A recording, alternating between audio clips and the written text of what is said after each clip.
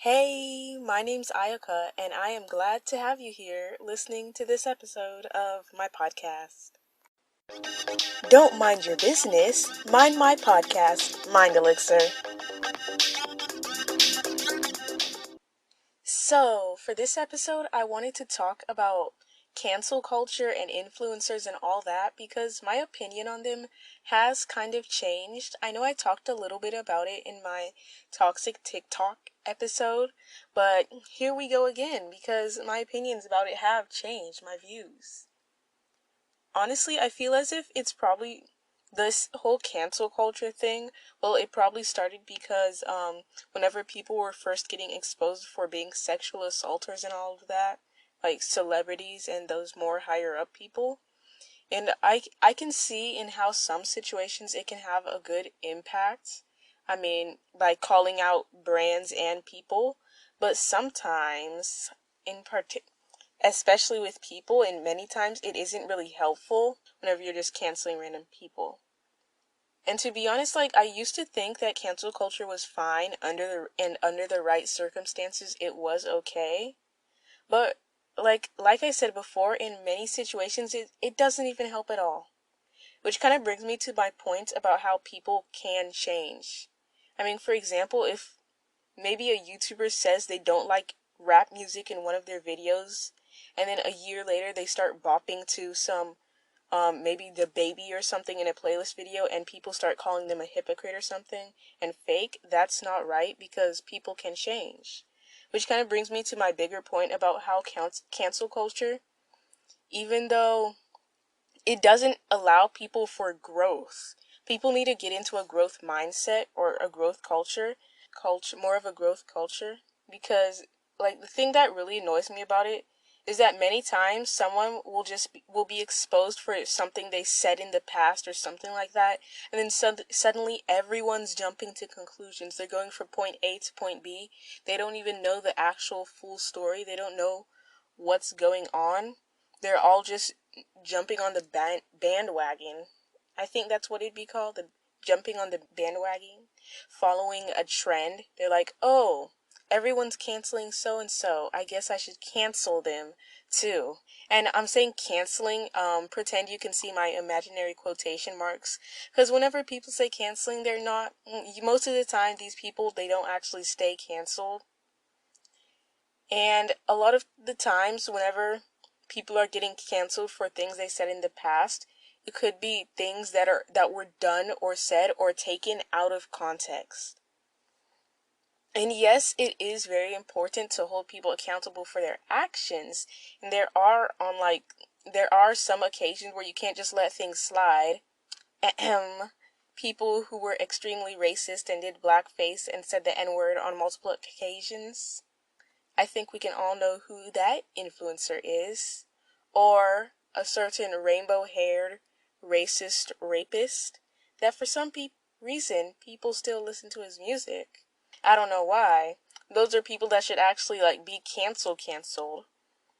And people, it seems as if they love to talk about canceling someone, but then let it be a person that actually deserves to be canceled, to be dethroned or have their platform taken away from them. Then silence. No one wants to cancel them. But, child, anyways. But sometimes you actually need to hear people's side of the story first before you just go about and cancel them for actions you don't even know what actually happened. For example, with James Charles and I don't even know her name, but Tatty, whatever that lady's name was, some drama happened last year. I don't even remember when, but maybe last year or 2 years ago, some drama happened with them. And I'm pretty sure it seemed super petty, and it seemed like the situation was blown out of control. But then, for some reason, James Charles, he began losing a whole bunch of subscribers. I have no idea what Miss Titty, Miss whatever her name is, a 50-year-old looking woman was doing, having some beef with a 20-year-old younger influencer, but oh well, I don't even know what it is about. But my point is that why was this guy losing all these subscribers for what? For what? And there was actually even this actual live subscriber losing counter for James Charles, which actually at the time I found quite funny. But now that I look, now in hindsight, that was actually kind of dumb because people, they didn't even actually, I feel as if probably a bunch of people, they didn't actually know what the situation was. Even I didn't know what the situation was. And all of James Charles's followers, they just unfollowed him, and for what? For what? And even that, it can actually, cancel culture, it can be even hurtful to the person that is being canceled, because you aren't letting them grow and learn. Like I said before, it should be more of a growth and learning culture. Not that we don't want to hold people accountable for their actions and call them out, but we do need to have time for them to grow and learn, and we need to actually hear their story first. And then another example was with Benji. I don't know if you know him. He's this TikToker, and apparently he got accused of some child grooming. And like at first, like he was kind of getting canceled for that, and I feel as if it probably hit him harder because he was on a bigger platform. But then he had a video and he explained it. He came in with all the receipts and everything, and it turned out that it wasn't him. But a lot of people had been getting very angry at him and accusing him of that. And I'm not saying that we should assume that the victim of situations are always lying, but we just shouldn't always jump to conclusions. You know what I mean? Before a person has time to explain themselves fully. And a lot of times with cancel culture, people will say, oh wow, people are just too sensitive nowadays. But I feel as if it's still important to be aware of things, and we shouldn't just allow offensive stuff to go unnoticed. We shouldn't just allow super problematic statements or actions to go without consequences, because actions do have consequences. Yeah, even if they were supposedly a joke. So you can see how I'm kind of in the middle of that. And I feel as if also the digital age, that has really impacted cancel culture too, because AP Human Geography, what's it called, contagious diffusion, I think that's the word. Whenever something goes viral, like all these hashtags on Twitter will be like hashtag Doja Cat is over party, or hashtag cancel so and so, hashtag any influencer or celebrity name is over party, stuff like that. And especially since people are starting to use social media earlier and earlier, there's a lot more cancelable sort of offenses and stuff that is out there on the internet. And as people like to say, what you do on the internet could be up there forever. And people may be even doing stuff right now and not even realize that could be detrimental to their future.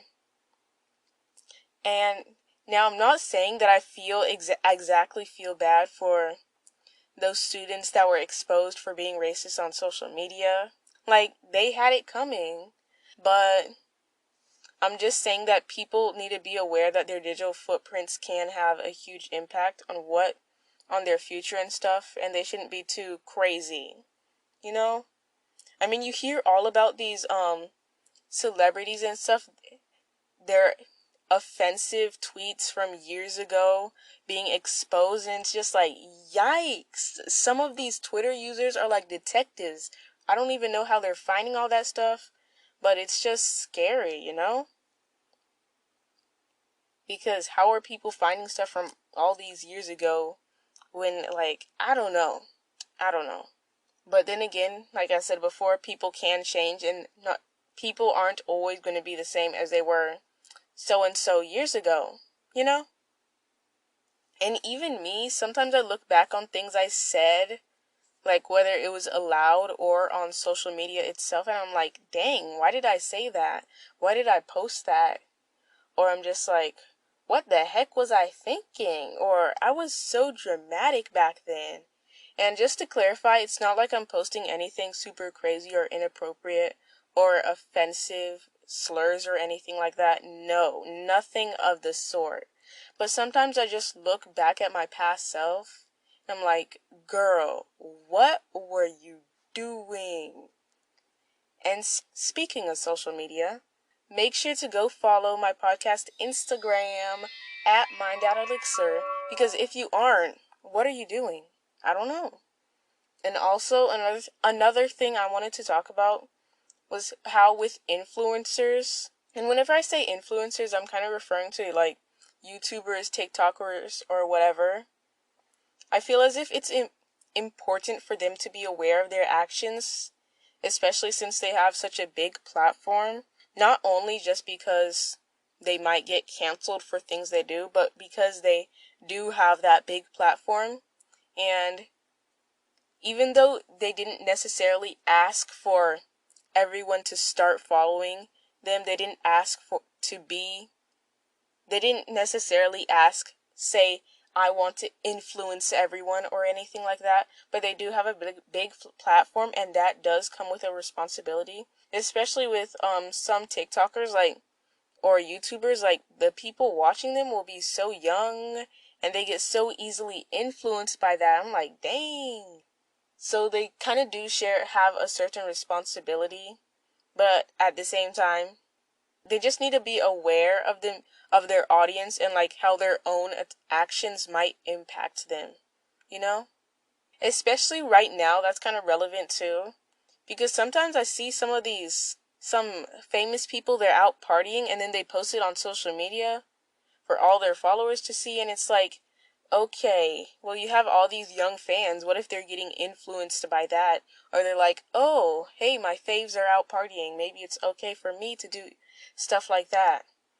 I mean, it's not like, I'm not saying that people just get instantly influenced by influencers or anything like that, but it is important to be aware of what you put out, I guess. Because it is important to be aware of what you put out because of the audience you have, and not just because you could get canceled for it in the future or whatever.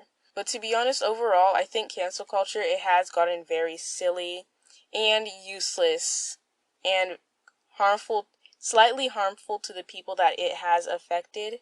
That is pretty much it for this episode. The reason I decided to redo it was because I just felt as if this one, it wasn't, the one that I had before this wasn't wasn't my best work, and I didn't really feel as if I liked it that much, and I wanted to do something about, changing cancel culture, all of that, my new views on cancel culture.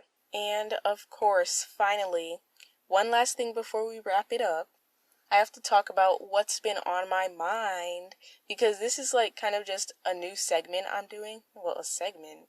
I don't know what it'd be called, but at the end of my episodes, I basically just talk about something that's been on my mind, how my week has been, or something like that.